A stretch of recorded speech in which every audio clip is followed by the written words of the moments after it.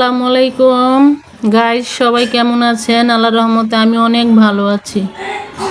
এই যে আজকে রান্না করব, দেখেন ফ্রিজে যা যা ছিল, মিষ্টি কুমড়া ভাজি করব, লাউ শাক ভাজি করব, ডাল রান্না করব।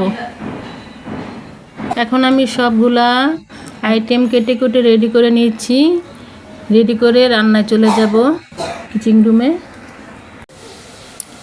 এই যে এখন চুলায় পাতিলা বসিয়ে দিলাম ডাল বোনার জন্য। এই যে তেল ঢেলে দিলাম, তারপর পেঁয়াজ কুচি রসুন কুচি দিয়ে দিলাম, দিয়ে এটাকে একটু তেলে ভেজে নিব লাল করে।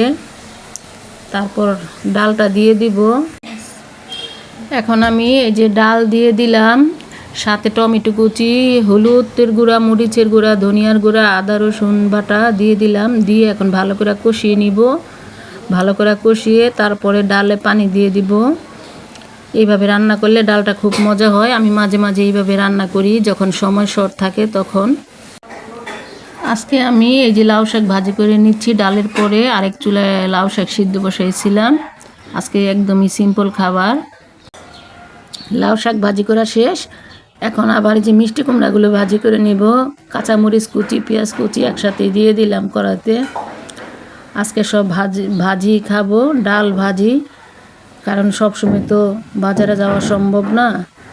তাই আর কি মাঝে মাঝে ভাজি টাজি খাওয়া পড়ে।